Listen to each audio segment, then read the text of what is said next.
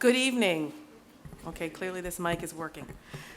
For the record, my name is Andrea Campbell. I'm the District 4 Boston City Councilor.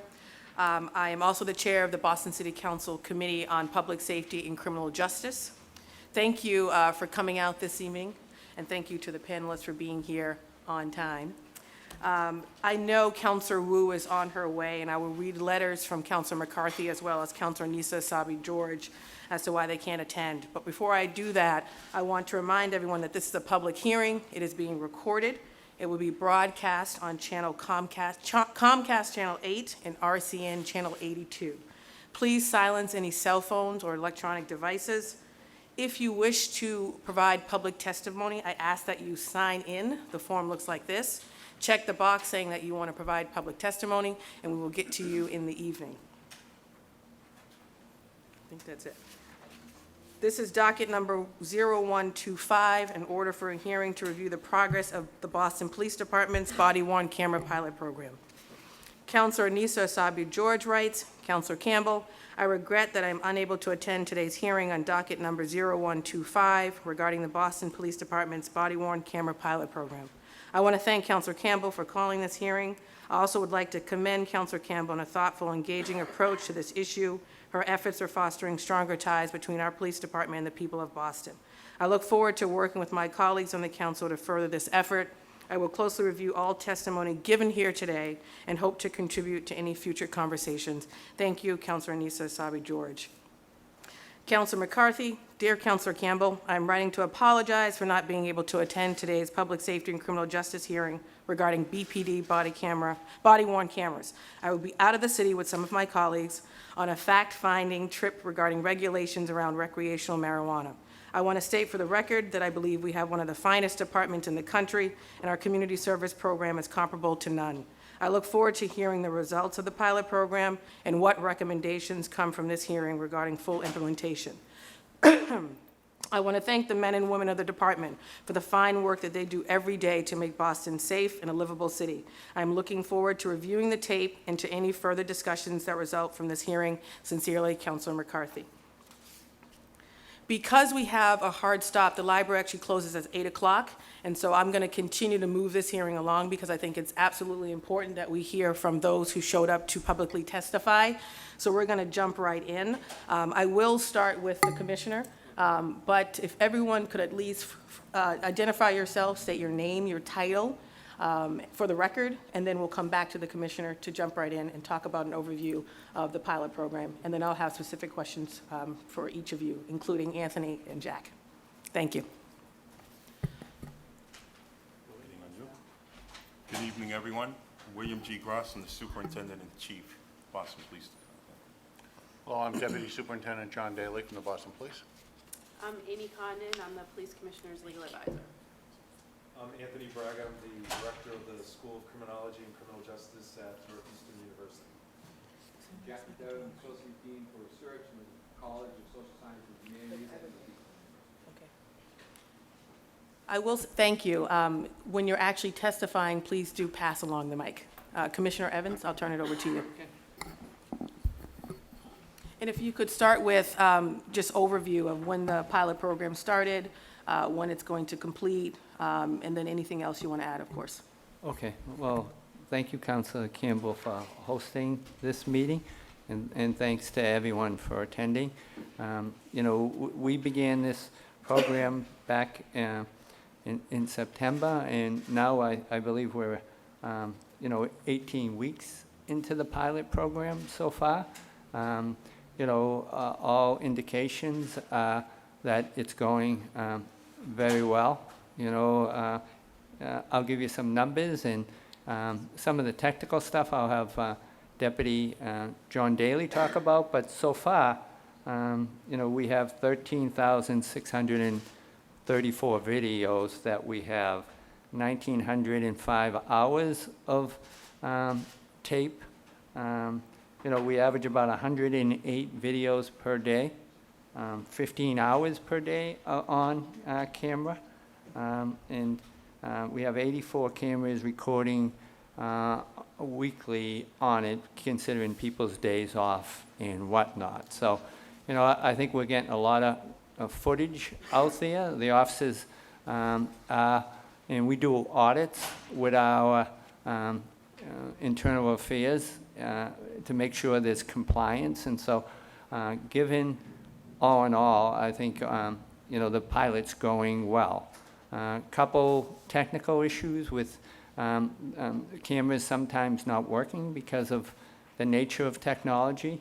We're having issues around the cameras staying on the officer. We've had some scuffles where the cameras have been taken and basically ripped off the officers. So that's some of the minor stuff that we're dealing with. I can tell you the officers, for the most part, have had no complaints with following the policy. In fact, there's been a lot of positive response as far as being able to capture some incidents on camera and actually de-escalating incidents when crowds have turned on officers and they have the camera on. So, all in all, I'd say over the 18 weeks, the pilot program is progressing very well with very little complaints from the officers who are wearing them. So, again, it's, things are going well. I think last year overall, not only with the cameras, I think the officers performed very well. We had a significant decrease in crime. Violent crime is down 4%. Our shootings were down 6%. And, our numbers continue to go down and our arrests continue to go down. And also, more significantly, we only had 18 complaints of using any type of force that was beyond what people consider excessive. So back in 2011, we had almost 80 complaints of use of force complaints. We were down to 18 last year. Our civilian complaints were down 15% from last year. So our use of force and our civilian complaints continue to go down.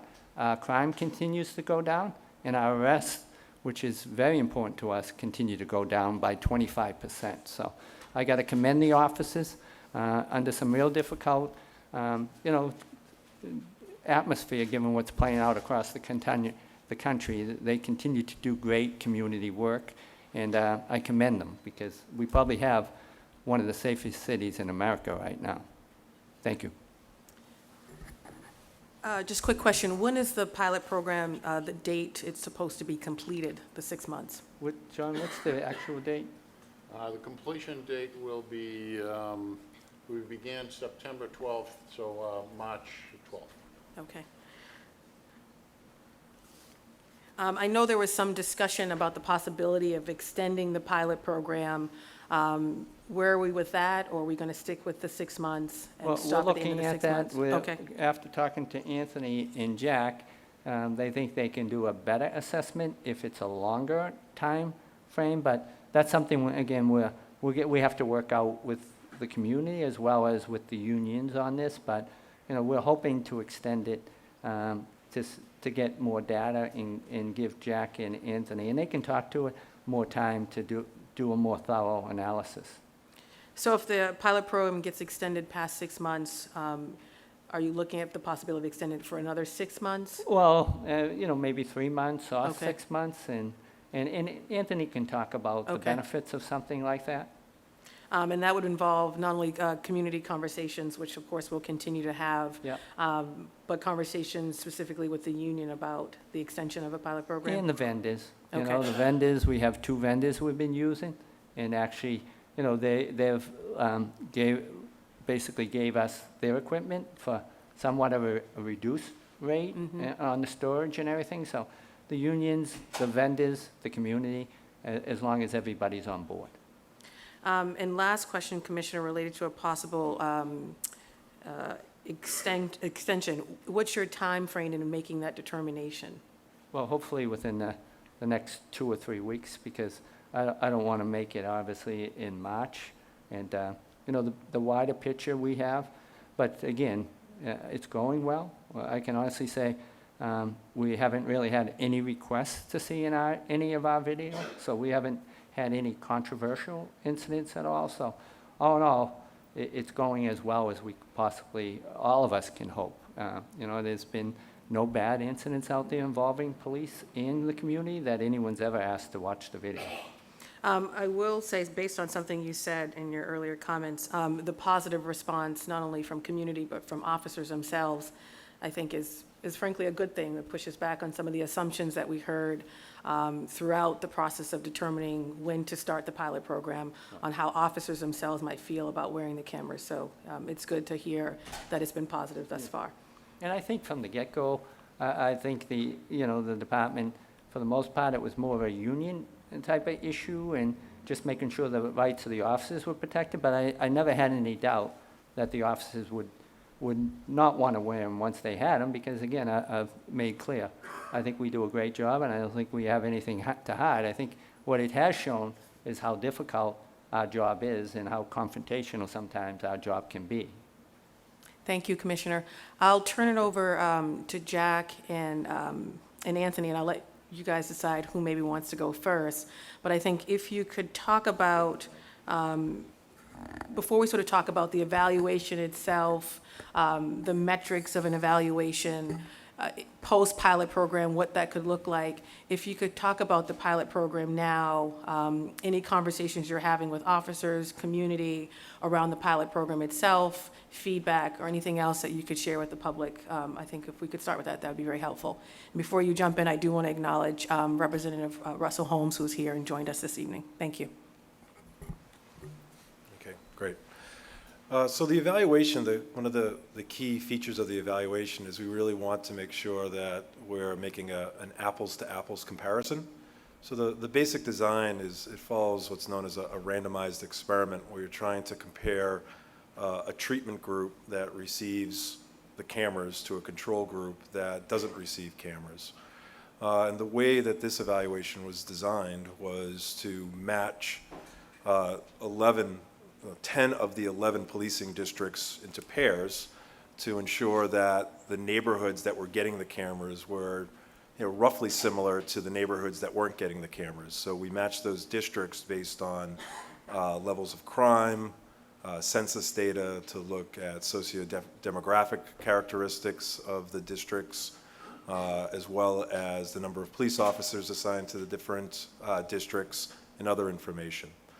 We then randomly allocated, meaning by lottery, selected one member of each of those pairs to receive the cameras, so 5 in all, and those are districts 2, 3, 4, 18, and 14 that received the cameras. And then we selected which officers were going to be wearing the cameras within those districts randomly. The police department, as you know, had 100 cameras that needed to be distributed amongst the officers that were working in those districts. We looked at, there were roughly 475 officers in those districts who worked the 8 a.m. to 4 p.m. shift and the 4 p.m. to midnight shift. We got the roster of the officers from the police department. We, via lottery, randomly allocated the cameras amongst the officers in those districts at the suggestion of the Social Justice Task Force.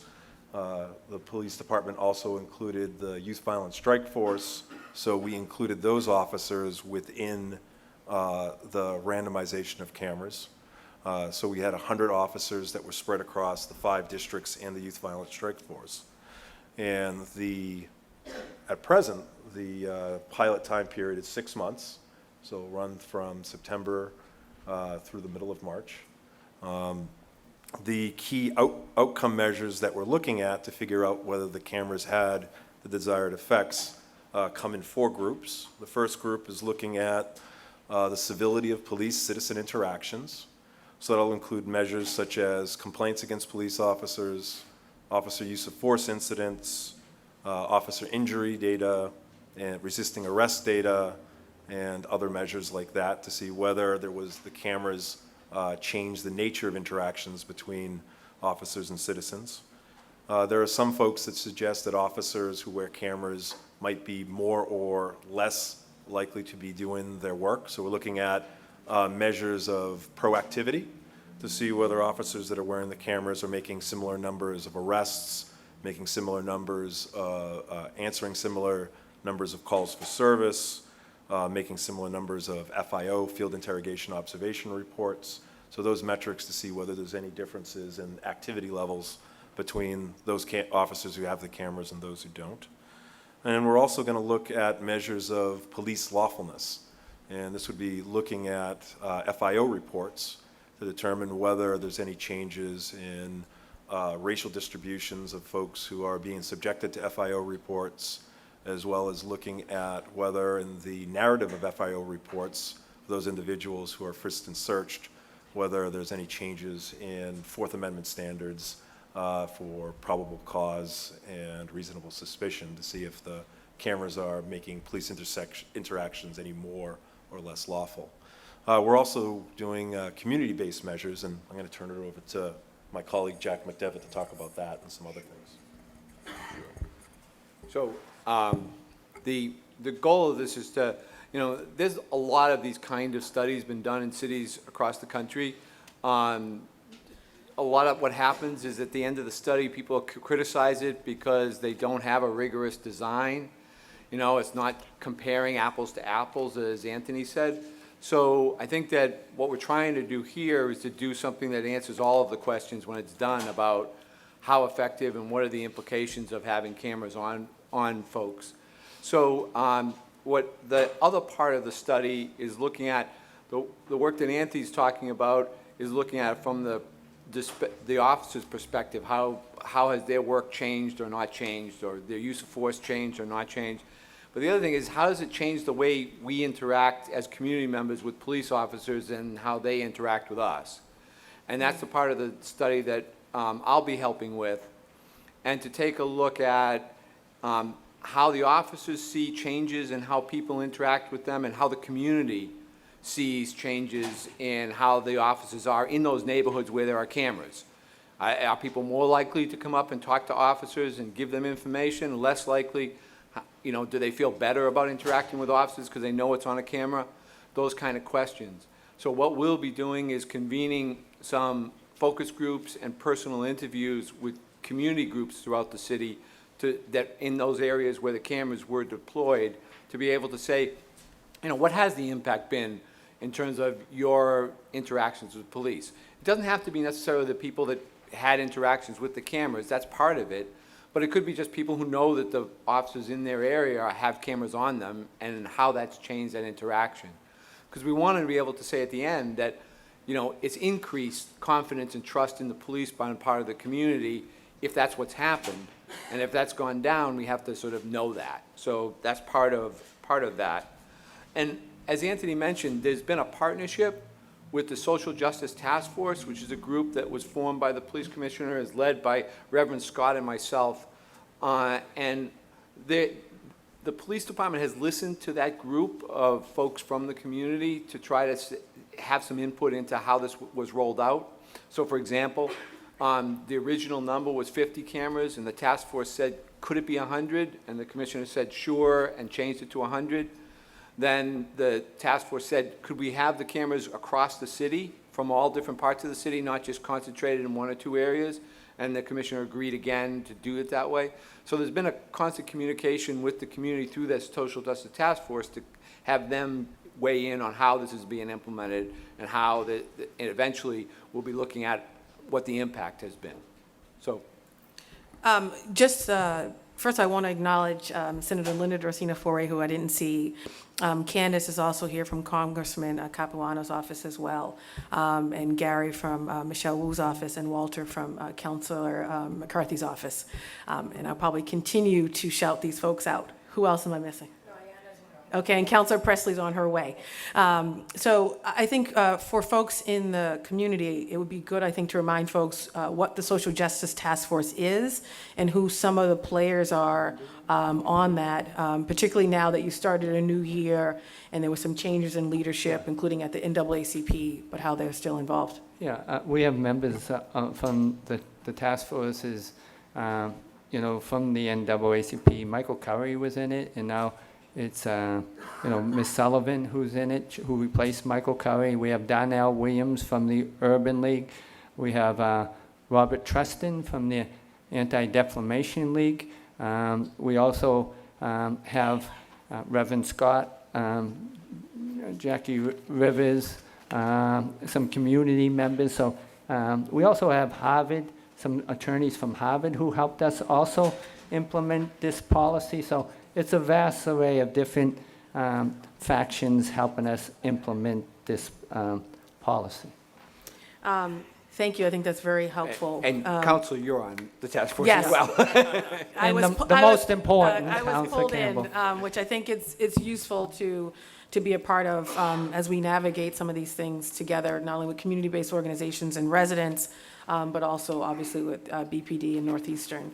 Are there any quantitative results after sort of the 3-month program that you could share now with community? Or is the intention to wait until the pilot is done and to do it in a more organized and strategic way and to have a more robust analysis to present? Yes, that's precisely the plan, is to collect the data, analyze it very carefully, make sure that our findings are what they seem to be, and then we'll be presenting it to the community. So in the present moment, we don't have any findings to share just yet. I also want to Just to acknowledge. follow up on one of ahead. the thing that, the part of it is that one of the things we're measuring are rare events, like use of force, and that doesn't happen every day. And so that's one of getting back to the council's previous point, having a little bit more time allows us to have more faith in our estimates, because there'll be more numbers of interactions with citizens, more numbers of times when force might have been used, more time for complaints to be filed. And so trying to do this too early would end up really giving a false impression if we rushed into it and then had to change it after 6 or 9 months. That's very helpful. And just to let the public know, we'll, even at the conclusion of the pilot program, have a follow-up where we sort of talk more about these metrics and evaluations, and then any reports that are release them, but of course, have a conversation about them. But speaking of post-pilot, post the pilot program ending, how long will it take to do that evaluation, to study the data that you receive, the recordings, the video, to convene community conversations, dialogue? How long will that take before you can actually have something to present to community? It'll vary according to the different metrics. Some data is much easier to collect and analyze than other data. So for certain key measures, such as complaints against police officers and use of force incidents, we'll be able to have that information very quickly, because those data are being collected on an ongoing basis. And we can provide some initial feedback to the city within a couple of months of the pilot project ending. Other metrics, such as looking at narratives of FIO reports to determine whether they are meeting Fourth Amendment standards, would take a lot longer, because you need to go through the narratives, you need to code them, and then you need to analyze them.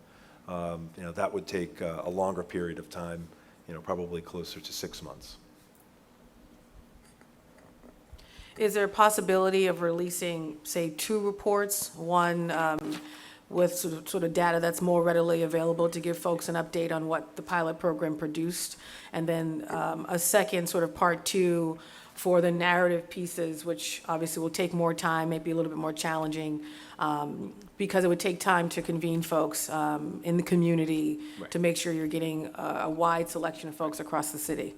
Yes, that seems like a wise strategy. We have some initial findings that we could have and report out in a preliminary report that could be made public, and then have the final report that has the full set of findings.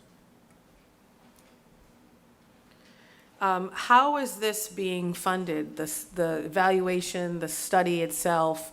How is it being funded? And is any of the $500,000 that was allocated in the city budget for the body camera program being used for the evaluation piece? And if not, has that money been used, and for what purposes? Yeah, we're working right now with the mayor to make sure this is properly funded. I think so far we have 80,000, and the evaluation is 200,000. So we're working with Northeastern, but the funding will come. Whether It's from, nonprofits, but it's not going to slow down the evaluation. So in the budget last year, There's there were- 500,000. right, have we Yeah. used that? Well, the problem with that, Council, is that we'll have to put it out to bid, and we're not sure by doing that we'd have it available in time to get these guys going on the evaluation. The bidding process can take a long time, unfortunately, to get that, and so we're looking at other sources just to make sure. But I know, we've initially already have it going, and I don't think funding is not going to be an issue here. We're going to get the funding. So right now, Anthony and Jack, you guys are looking to external sources of funding to try to fund the evaluation itself. And I'm assuming, based on what the commissioner was saying, you don't see any problems in getting funding to do that. No. Okay, And good. I'm working with the mayor. He's Don't like, worry. No, okay. Collecting cans. And then, hopefully not. And then the 500,000, so right now the 500,000 is there, we haven't used it yet. Is that correct? That's correct. So right now, if you've spent anything, it's come out of BPD's budget? Right, and working with the vendor. Okay. They've been very good about, really almost lending us on a trial basis, so it hasn't cost us much money yet. Okay, Both Enview and Taser, Okay. and have basically let us use their equipment for this test. And John, you can talk to that. John's more Yep. the money guy. thank you, Superintendent. Yeah, so of that $500,000, we've spent a small amount on the vendors and the contracts, but, very, very small amount.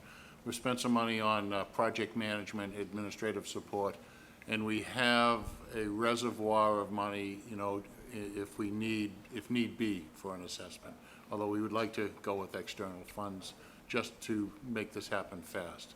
If So it when you fo- say small amount, that's the $80,000 or so that you're referencing, Yes. Okay. But that $80,000 came from the $500,000, or it didn't come from the $500,000? It did, yes. It did, okay. Yes. Okay. And so for I next year. wanted to make if- that point of clarification. If the assessment falls into next year, we have a placeholder in next year's budget, if need be, as a reservoir as a backstop, basically, in case we need that for the assessment funding. Okay. So speaking of sort of, since we're talking with you, Superintendent, about the, and I want to then, of course, turn it over to Councilor Presley to give her time to ask questions as well, or to share comments. But on the technology side of things, one of the things that came up during the process was obviously how the information would be stored, the privacy of that information, BPD's capacity and capability to store that, either internally with a third-party vendor. Right now, can you talk about how that information is being stored? If there's been any privacy issues around the storage of that information or the gathering of that information, and then how that could potentially change if we did a full program, and how that could change also the cost parameters, Yes, currently. if at all. The storage, we have two vendors, and one vendor uses cloud storage, and the other vendor, we store the video on site at police headquarters. I'm very confident that there are no issues with privacy and security regarding the data and the videos as they're being stored. 6 months in, we have, almost 2,000 hours of video, and we're approaching about 2 terabytes of storage, which is reasonable. It's about what we expected, no real surprises there. And, we can extrapolate to the costs of a full implementation, a permanent implementation. And, it would be significant amount of money, but not more than we expected, based on what we've seen so far. And my last question before I turn it over to Councilor Presley, and I may have more after Councilor Presley. Obviously, one of the biggest concerns, particularly as we talk about social media and technology, and I often use body cameras as a new technology that the city deployed, obviously in the city of Boston, and the robust process we had in terms of ensuring that community voice was a part of that, and concerns that we heard from community were addressed in the policy itself. And so there were privacy concerns. Be curious to know if any privacy concerns have come up or continue to come up, if at all, from residents, from community, from officers, or from the vendors themselves. I don't think we've seen any specific complaints about privacy. I know that for a small amount of the videos we looked at, we've done a little bit of redaction, but that's just based on our policy to protect people's privacy in the videos. And to add to that, Thank you, Superintendent. the officers are very cognizant of the privacy issues as well. They're very informative when they respond to domestic violence calls or calls for sexual assault. Very cognizant of the policy and the right of privacy of the victims or the callers. And last point, who's doing the training of the officers with respect to the policy developed for the pilot program? Is it BPD? Is it an outside vendor? Is it internal? Oh, go ahead, Superintendent. Yes, we offered, every officer who wears a body camera went through 16 hours of training. That included policy, compliance, and technical use of the cameras, and supervisors who supervised those officers received 8 hours of training, and that also included policy training. The training was done by our academy staff. Thank you. Councilor Presley? Thank you, Madam Chairwoman. Oh, you have a mic. Yes, and appreciate your line of questioning and all of you for being here today for this report back. I'm going to skip around a little bit. I apologize for being late, and hopefully I won't ask you to offer information that you've already provided, but if I do, ask your indulgence and your patience. So you said 6 months and 2,000 hours of video footage to date. Do you have enough in the more shallow dive of assessment you've been able to do thus far to speak to, are there, what neighborhoods represent the lion's share of the footage? Are there some neighborhoods that are represented more than others in the footage? I don't have the figures with me, but I've looked at them, and there is some districts that have a little bit more video, but it's pretty even across all the districts. B3 officers seem to be producing a good amount of videos, but all the districts are recording video. So there's no, wide disparity in the numbers. Okay. And I thank you, Commissioner-in-Chief, for always underscoring your commitment to the protection in those instances of domestic violence and sexual assault. So I thank you for continuing to underscore and reinforce that. I do have a question, though, as to the right of people that are filmed.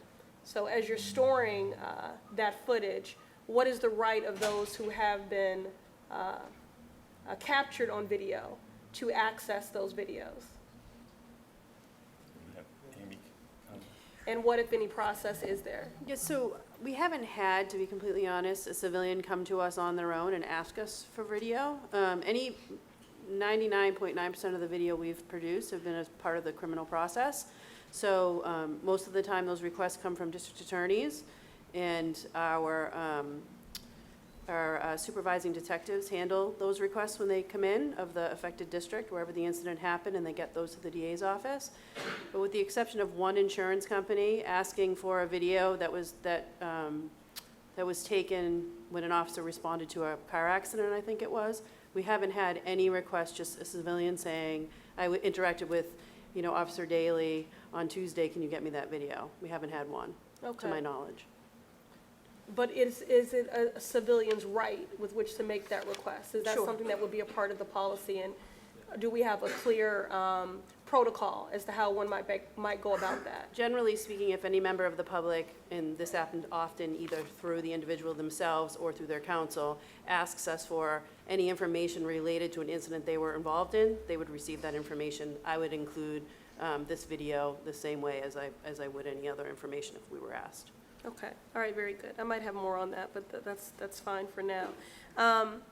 And then as far as barriers to getting us to full and permanent implementation of the program, if, based on what I heard when I sort of parachuted in, so it's this study, so the evaluation, the full evaluation, perhaps cost, and I don't know if there was a discussion around unions. Could you speak to what, if any, progress that we've made there?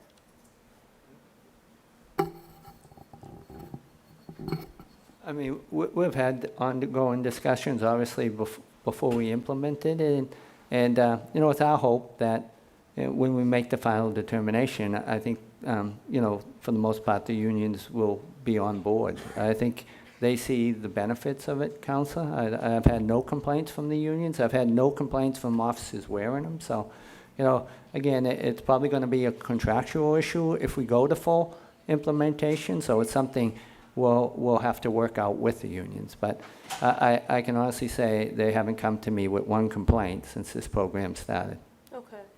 And so in that there have not been any complaints, I know initially we were offering a stipend sort of as an incentive to get people to participate. Yeah. Were those stipends a part of that a financial amount of $500,000? No, not at all. Okay. Were there any stipends that were awarded? I didn't know actually what happened with that. Well, I believe when, for the 100 officers, that was what we worked Okay, out with the so unions. I'm just trying to follow the money. Yeah. So that did happen? Okay. Yes, Okay. And what was that amount for the stipend? 500, right? An officer, 500, Okay. yeah. Okay. And then, are we able to assess at this time with preliminary data findings, how many times equipment malfunctioned or was deactivated or disabled? So there are two things going on with that. So on the one hand, we have a regular sampling of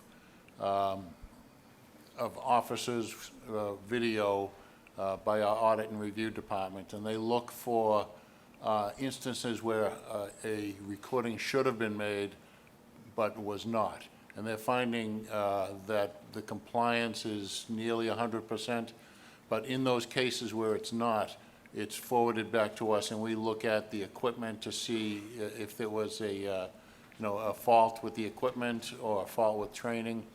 But generally, we learn about problems with the video cameras from the officers themselves. We've had 351 service calls from the officers. We've had 56 or so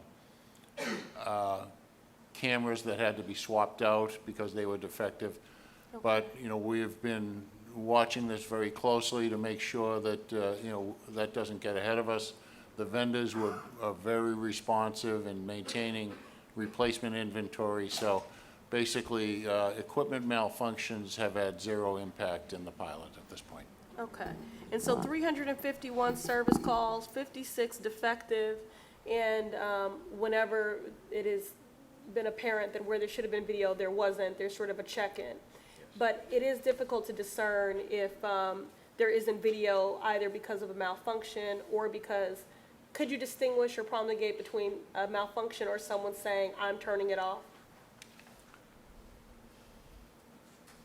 So we would, if we looked at a case where a video should have been recorded and was not, we would contact the officer and ask them to inspect their equipment. And if there was no issue, then it would be either a training or a reinforcement issue with that officer. We've seen very, very few instances of that. Well, I'm very encouraged to hear that where, so far as you can tell, that there have been discrepancies, that that was for malfunctioning or you realized there was a need around training to better refine something. But the reason I'm asking the question is, if we're not able to make that distinction between a malfunction or an officer disabling without those exceptions, but disabling at a time when they should have been videoing, I'm just trying to figure out how we get to a level of punishment is too aggressive a word, but, you know, what are the punitive measures? So we've spoken about the incentives, the stipends. We're now, seems everyone's sort of all on the same page, and we're going to move forward towards permanent implementation, encouraged by progress with the unions.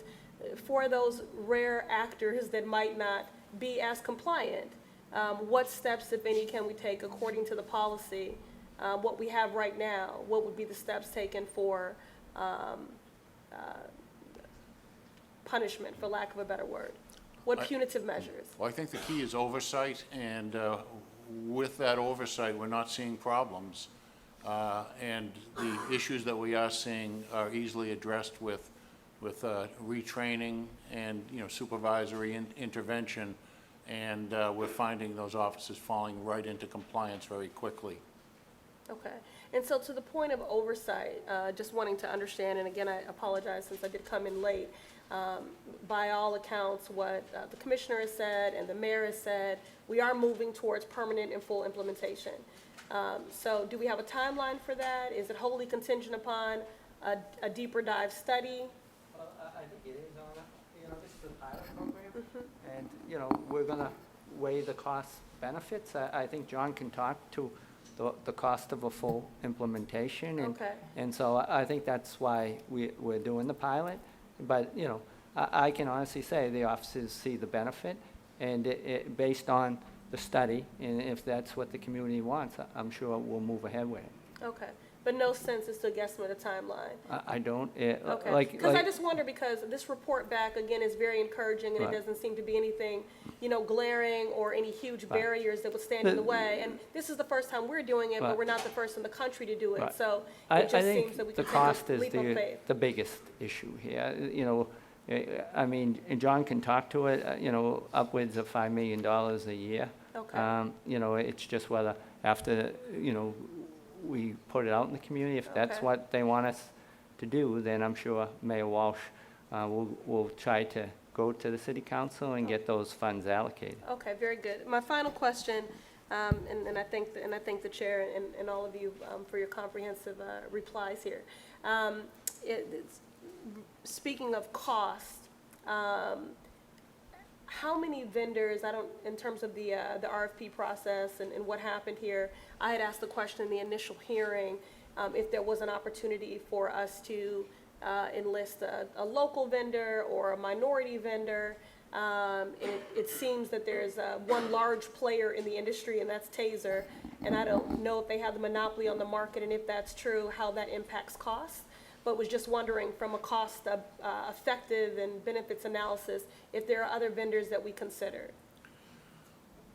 In a procurement process, it's a competitive process, and we will put out a public request for bids.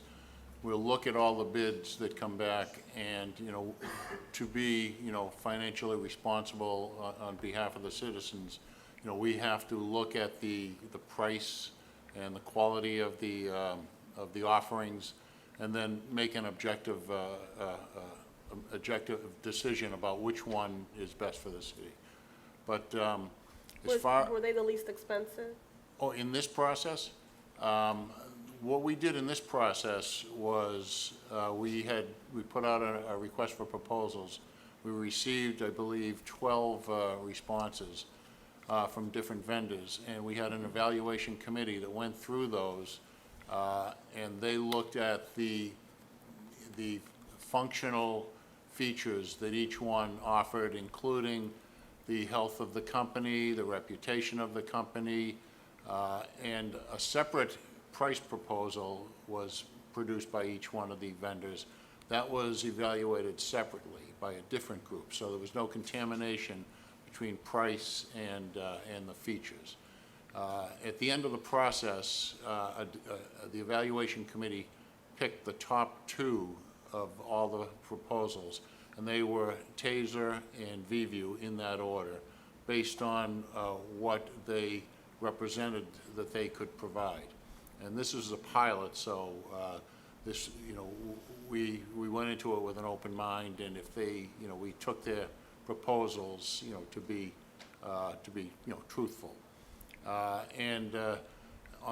Separately, the price proposal was opened, and there was no real discrepancy between the price of Taser and VView and the others. Basically, Taser was free, and VView was $6,000 for the pilot. So price didn't really play a role. The feature set of the offerings played the biggest role. So just, I'm sorry, so one last thing, just again, just to understand the money and sort of needs going forward in capacity. So you said $200,000 for the study? Did I make, is that the number you said? Okay. And then do you have a sense now as to what you would need for appropriate oversight and staffing and technology investments to do this? Do we know enough now to say that? We don't know enough, but we're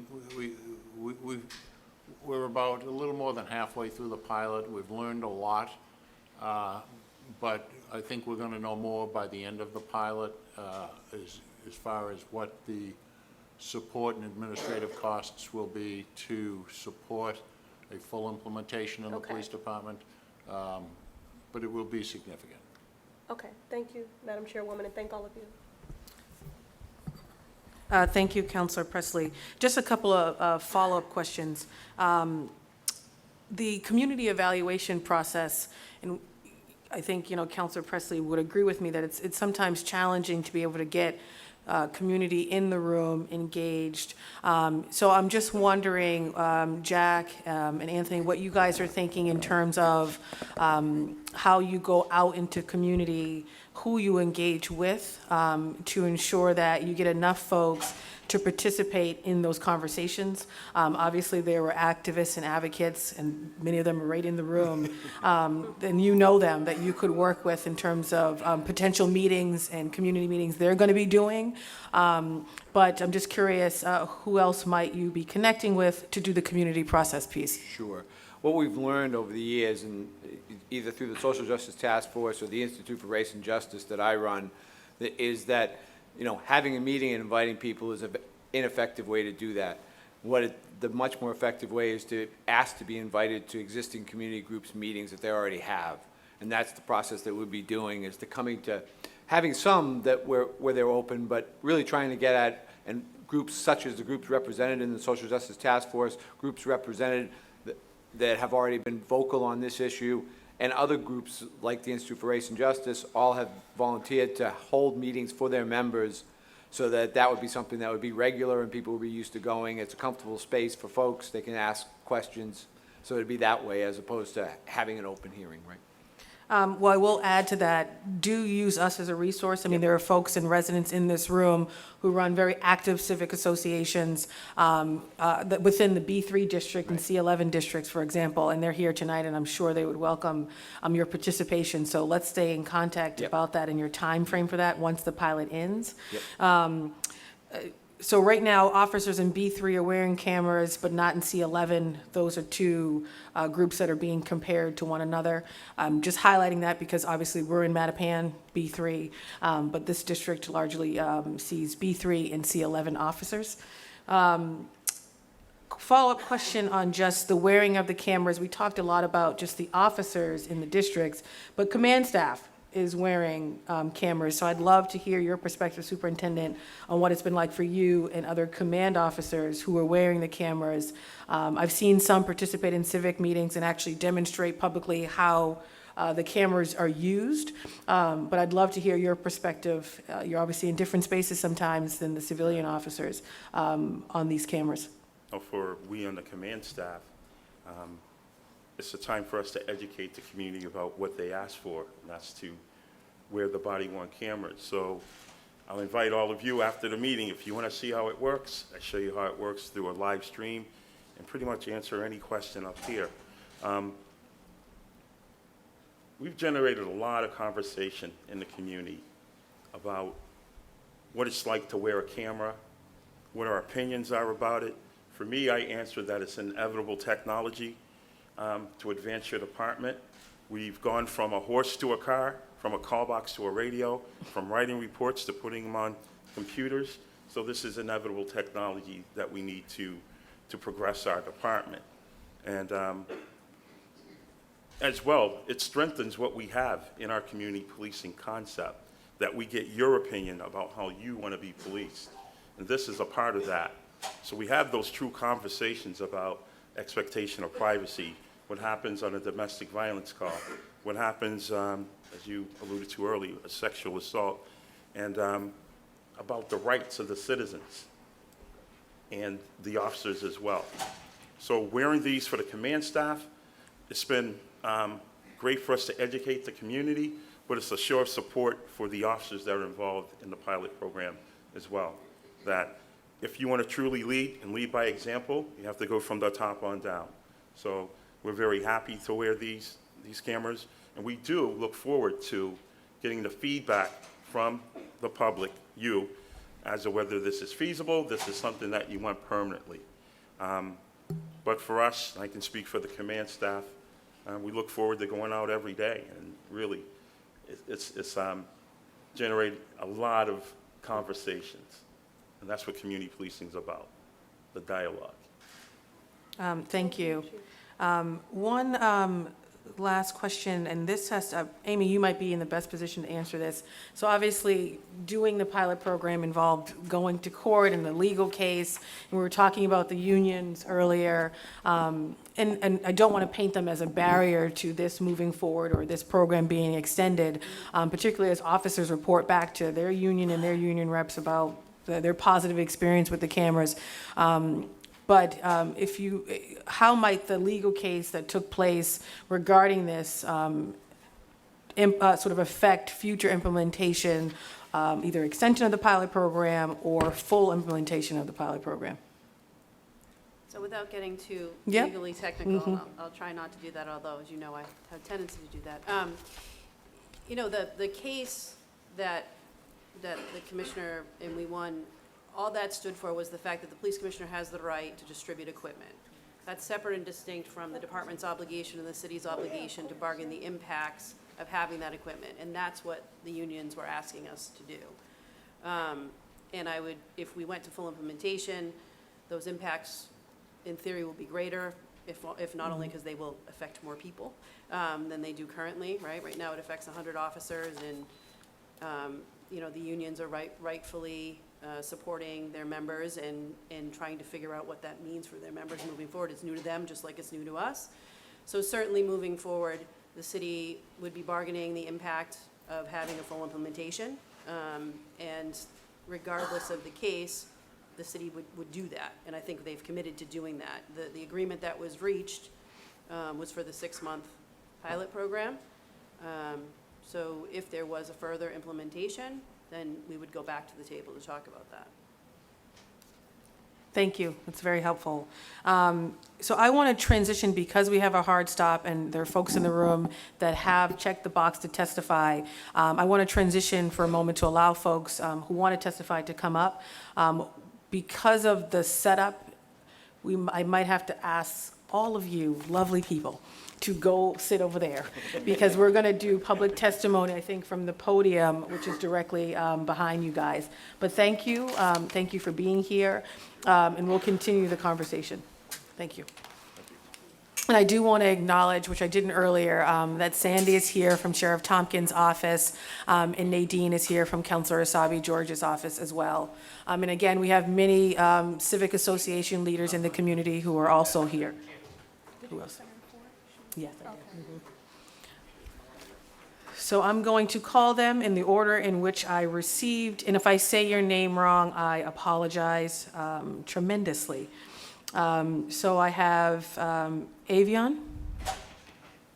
Come on up. And if you could just line up, that would be very helpful, because I'm going to call a few names at once just to keep it going. Daniel Pacheco. Kimberly Luck.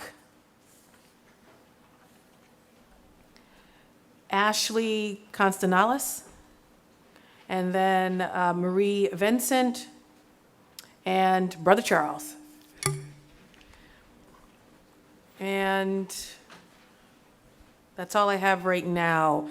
If others want to testify, if you have not signed in, please see Lila over here and let her know, so that we can actually get your name, and then we can, of course, get you up to testify. Go ahead. And I just have to remind folks, for the sake of time and to be respectful of folks' time, if you could limit your comments to 2 minutes, that would be great. And thank you for being here, and thank you for testifying. If you could state your name for the record, and if you're affiliated with an organization, that would be great. My name is Avian Bridgemohan. I'm a resident of Mattapan. I'm affiliated with Black Lives Matter. With the, here we are, the reason why we have these body cams is because we do not believe that we can trust the police. In the case of Terrence Coleman, if there was a body cam, would that have de-escalated the situation? This is a question that the community has been asking over and over again, especially seeing how Terrence Coleman's mother, and we believe her, said that he did not have a knife. Here it is that we are asking for artificial intelligence, which is our new way of doing things, to address something that's about emotional intelligence, where we hire most of the Boston Police Department officers come from people who have served in Iraq or Afghanistan and with a military background who are coming here and are policing us as if though our residents of Mattapan, Dorchester, and Roxbury are what? Exactly. We are citizens. So we would like to see the community policing idea come back. We can't really depend on the actual cameras to do something that we're asking for the police to actually see us as human beings every day. And when you also talked about that crime is down, there's more murders in Mattapan than there were last year. There were more murders in Dorchester than there were last year. There were more murders in Roxbury than there were last year. Thank you. Thank you very much, and good to see you. If you could state your name for the record and any institution that you're affiliated with. Thank you for being here. Thank you. Good evening. My name is Kimberly Luck. I'm here as a concerned resident of Dorchester. I'm also here as a teacher at City on a Hill Charter School. I have a group of my students who will be speaking after me as well. My brother is a police officer north of Boston. My little nephew is 4 years old and wants nothing more to become a police officer. When I ask him why, he says to keep people safe. As I said, I'm also a 9th grade civics teacher in Roxbury. I teach a lesson about the 8 purposes of government. One of the purposes of government is to keep citizens safe. And the example given in the curriculum is police officers. And in every class, I have students raise their hand and talk about how they don't feel that the police are keeping them safe. And when my classes had an opportunity to pick an issue that they are passionate about, and then to take civic action on a systematic level, every time in every class, with student-led discussions, interactions with police was near the top or the top issue. And this was not only issues in the news that was driving this, but their own lived experiences for themselves and for people they really cared about, family members, friends. And most importantly, it was this feeling of helplessness in those situations. And I know there is so much work being done within the police department to help build relationship, attending block parties, student-police dialogues, which also happens at our schools. And my brother's a police officer. I know the time away from families. But right now, in our current system, the people that you are serving are saying that some of the police officers are making them feel less safe and asking you to help them feel more safe. And you have the tools, we have the tools, we have the technology, body cameras. Now, this is a complicated issue, and there is no one magic solution. After all, body cameras do not promise accountability, and we need to be mindful of implementation, which I heard some great questions on. And we're dealing with huge systematic issues here. But body cameras really must be a piece so that there can be more documentation. And if this pilot program isn't taken forward, if we don't make this permanent, I really fear what is going to happen. first of all, optics are terrible. I really think there could be a strong reaction, and I think there should be, because there's both historical and contemporary lived and researched experience showing that this action needs to be taken. We have this in front of us, and I think when we think about the cost, we should be weighing that as well. So I just ask, when we consider if we're going to continue this program, which I am incredibly strongly for, I just ask that we consider the students, the community, and my nephew who wants to be a police officer as well. So thank you so much. Thank you, and thank you for being here, and thank you for bringing your students. Hey, students, good evening. If you could go one by one and state your name for the record, and if you want to state your school and what grade you're in, what grade you're in, that would be very helpful. And thank you all for being here this evening. Hello, my name is Marie Vincent, as a 9th grader at City on the Hill Charter School. We had the opportunity this fall to pick one focus issue in our community as a class to work on. The issue had to be something that we thought was really important and has a big impact on our lives. As a whole class, we decided to focus on police community and relationships. We chose this topic because everyone in class could agree that this was the most personal issue. We picked body cameras as a clear solution because it keeps citizens and police honest. Also, we thought about the feeling of safety it will bring our community. Without body cameras, police have so much more power on the situation, and with body cameras, it will level the balance between people and officers. Some will worry about the cost, but think about how much our safety costs. Thank you. Hi, my name is Ashley Castellanos. I'm a 9th grader at City on the Hill Charter School. One of the things we did is we reached out to the school community and we made a tape of our fellow students and their experiences of the police, with the police. From making this video, we learned that many people had conflicts with police officers where they felt like they were wronged but had no proof to fight for their cause. Another thing we did was reach out to the community by going down to Dudley Station with a petition. We gathered 95 signatures and brought this petition with us today. While doing this, we learned many people supported our ideas and spoke of the personal conflicts. Thank you. And I'm assuming you have the petition with you? Okay, we will want that, or a copy of that. Hi, my name is Daniel Pacheco.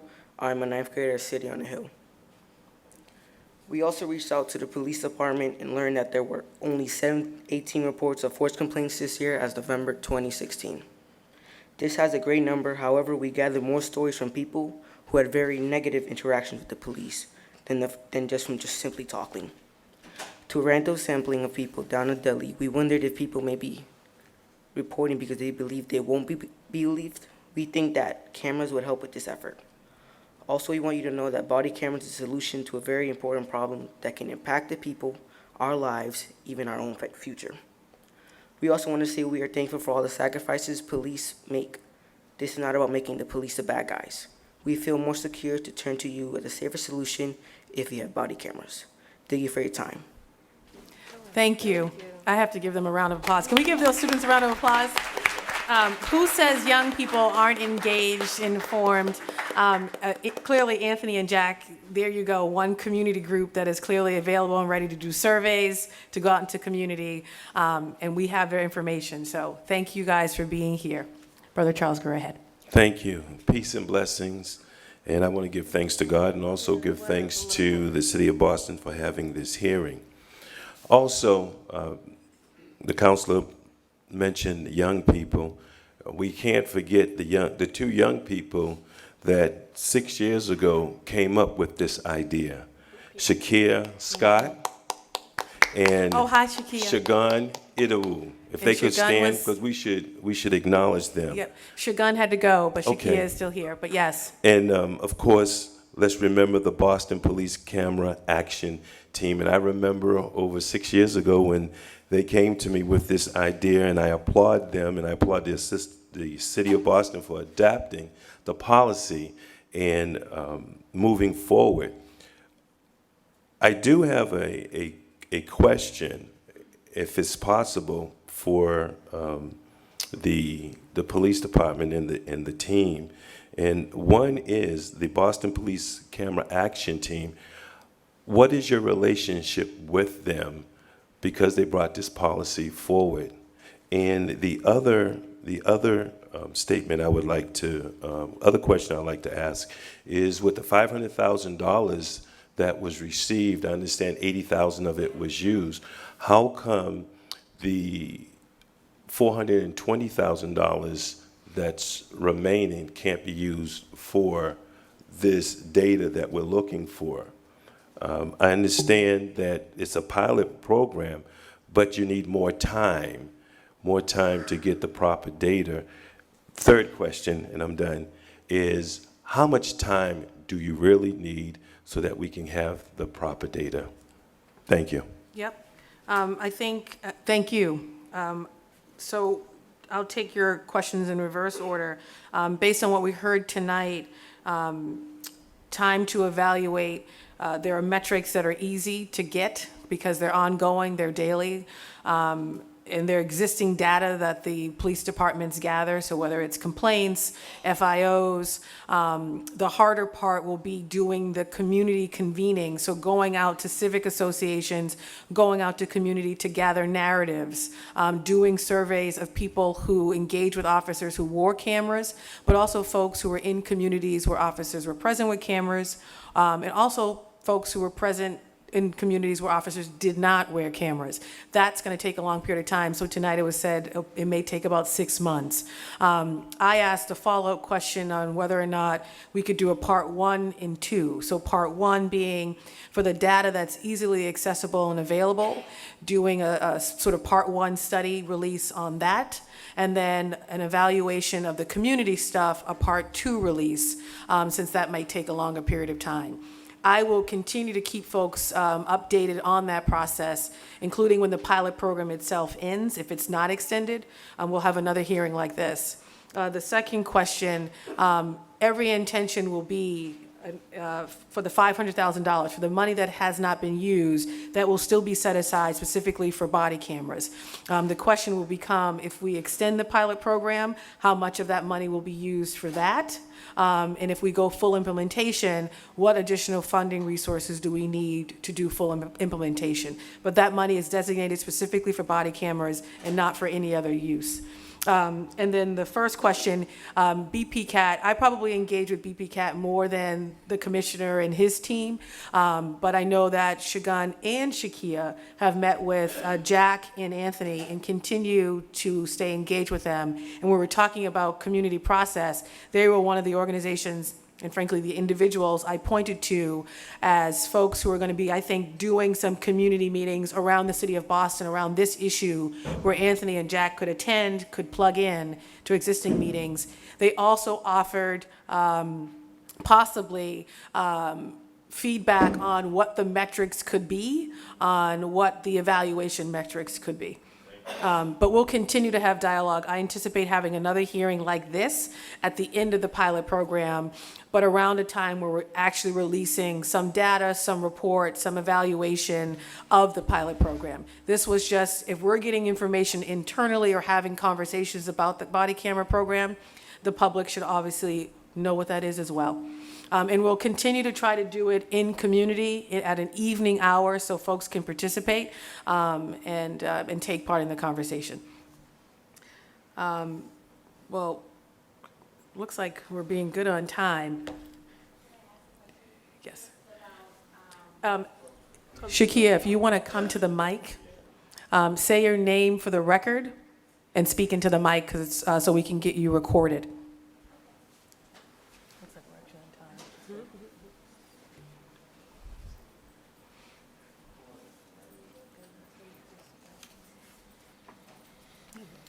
Hello, my name Good is Shakia evening. Scott. I am the co-organizer of BPCAT, which stands for the Boston Police Camera Action Team. And I took a lot of notes tonight, and thank you guys for all of the information and catching us up on the progress of the pilot program. My only question tonight is about the extension of the pilot program, and I did miss a little bit in the beginning, so if this was discussed, I do apologize. But what is that dependent on? So it's dependent on conversations, one, with the mayor, but also the union. I think probably a larger piece has to do more so with the union. And so there's a determination, the commissioner said he hopes to make that determination within the next few weeks. And so when we hear what that is, if the pilot program is going to be extended for 2, 3, or 6 months, we will let folks know. Anthony and Jack did say that if the pilot program was extended, that wouldn't be a bad thing, because we could gather more data, we could gather more input over a longer period of time, and then with that more robust information, have a more thoughtful evaluation process to determine whether or not the city of Boston should do this. Thank you, and I do want to add to that because in Please my do. opinion, I don't think that the extension of the pilot program is a bad idea, just because when we sought out to start this program, we were not looking to assess this during the winter or the fall, as those are the times when crime is down and interactions with officers are less likely to occur as people are in their homes trying to stay warm. So I do look forward to that and how that rolls out and the time span in which we're looking to a summer or the spring is not a bad idea in which interactions are high. And that actually is a really great point that I remember you guys making, and something I'm sure the commissioner and his team will take seriously. And frankly, the more factors like that they have to bring to unions and others to push for an extension, I think is a good thing. So also continue to stay in contact with us, and we'll make sure to send that information along. Thank you, guys. Thank you. And before we wrap up, does anyone else have any final thoughts to add? I want to be mindful of the library's time and frankly, their hard stop and need to frankly get us out of here. No? I want to acknowledge Counselor Jackson. Counselor Jackson, we were just about to wrap up before they get rid of us. Do you want to say a few words? Okay. Counselor Jackson.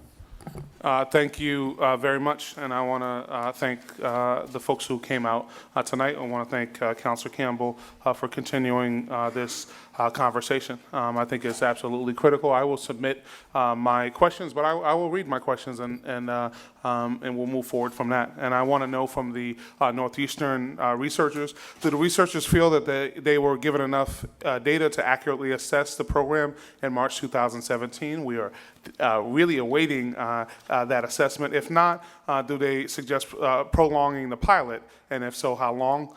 And if your answer is yes, it's one of those questions. Had the pilot begun in spring 2016, as we had first discussed, do the researchers feel that they would have to prolong the pilot as a summer and fall months have presumably provided more data?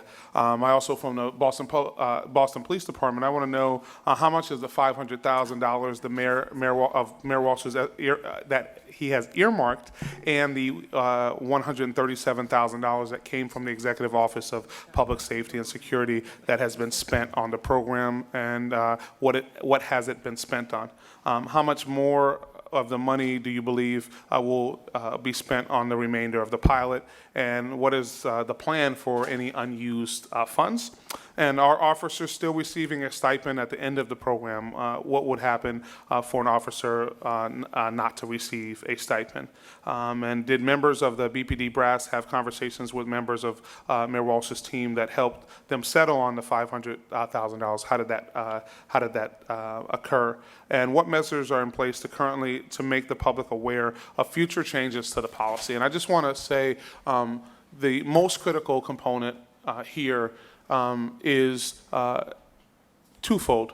One, this is a program that I believe actually makes our police officers safe. And I want to say, and I want to thank all of the police officers in the city of Boston. We have the most talented, hardest working police force in the United States of America, but I believe that they need the resources in order to do this work.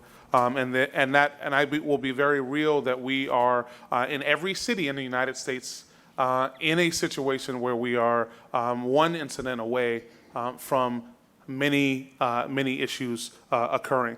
So I think it's absolutely critical that our officers are outfitted, all of our officers are outfitted with this. And I also believe it is really an accountability component for the public in the city of Boston. We believe, and the city of Boston leads in a whole host of areas. And I will note, we don't lead in this space.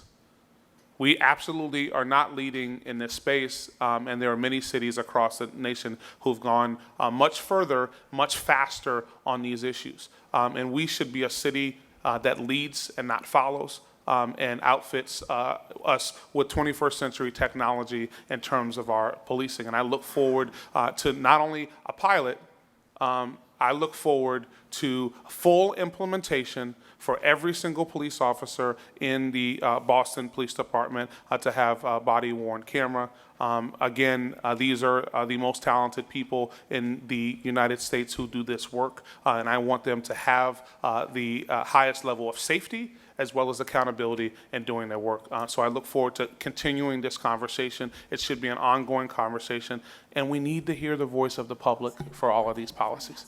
Your voice, and we're elected, but your voice is paramount in terms of the conversation that we have about our relationships with the police department. And I would also say, this is not punishment. No aspect of this is about a punitive component. This is actually something that will continue to build relationship and ensure that we have accountability. So we, as the city of Boston, don't become a hashtag city in any of the incidents that occur. I'm happy about the progress that we have made, but we need to continue to push forward and have full implementation and full uptick of this. And I look forward to Councilor Campbell continuing to have this conversation. And again, I compliment the men and women who put on that badge every single day to ensure that we are safe in the city of Boston. Thank you so much, Madam Chair. Thank you, Councilor Jackson, and I will say, much of your questions were answered tonight, so we'll make sure that you have answers to those. And those that were not addressed, of course, we'll make sure that they do get addressed from respective departments. So thank you, and thank you for being here. I'm now going to turn it over to President Wu, who's going to wrap us up. Here you go. Thank you, Madam Chair. Good evening, everyone. There are many things that I hate about social media, but I at least was able to follow along for the last 45 minutes on Twitter what was happening as I was on the T.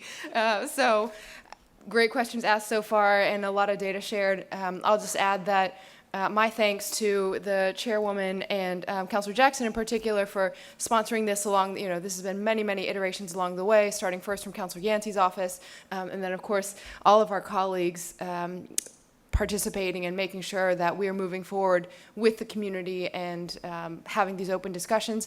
My big areas of interest, in addition to what was mentioned before, are going to be around, as we're thinking about new technologies with our police department and the policies that go along with them, whether it's for body cameras or some of the social media conversations we've been having, as these policies evolve, making sure that we are, again, coming back and having the conversation in partnership with the community, with full transparency with the community, as we've been doing and as Councilor Campbell's been steering us. So I love that our BPD has, from far before many police departments, been very focused on data, on analysis, and our researchers have been with the team and know it very, very well. So just making sure that as we are continuing to evolve and new technologies are available, particularly technology that can have a very fuzzy line between public safety, civil rights, civil liberties, and privacy, that we are every little tweak to these policies as they evolve and as they need to be changed from pilot to full implementation happens in this type of conversation. So I thank you in advance for that. Thank you again, everyone, and looking forward to keeping this going. Thank you, President Wu. Thank you again to the residents who came out. I see a lot of my elders in the room, so thank you. Thank you to the commissioner, your entire incredible team, Anthony, Jack. Thank you guys for being here, superintendent as well, and your sort of top brass. Thank you for the representatives from the various elected offices for coming out. We will continue this conversation. I'm a firm believer that we not only know what the problems are, we know what the solutions are, and we need to be a part of the conversations, not only pushing for new technology, but in terms of the policies that actually wrap around that new technology. So I will be holding more body camera hearings similar to this, more community conversations. I will do my best to ensure that they're in community. And with any new technology, as President Wu was talking about, ensure that community is a part of those conversations. We will keep you guys updated. I am always available to answer questions, as well as my incredible team. I do have to thank Central staff and Kate for running a great hearing. It's not easy to take City Hall on the road. And I want to thank the library. I want to thank Lila in my office for doing this. Thank you guys, and this hearing is adjourned.